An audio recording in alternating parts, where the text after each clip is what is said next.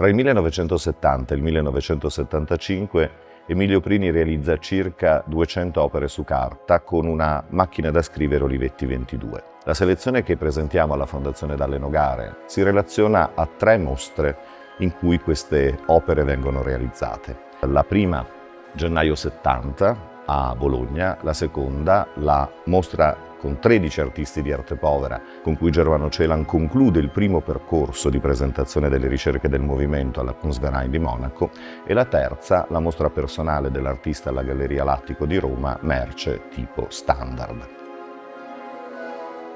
In queste mostre non è solo la macchina da scrivere Olivetti ad essere utilizzata come meccanismo di produzione dell'opera, ma come riflessione o in congiunzione ad altri meccanismi.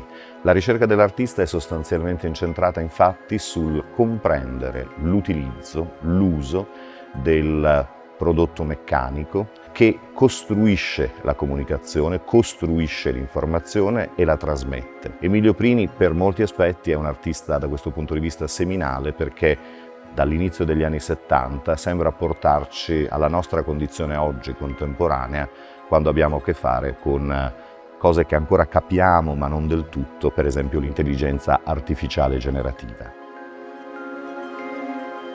Nella sala è infatti presente anche un'opera che si intitola Standard 1969 e che si limita a dire: il registratore registra a consumo del meccanismo.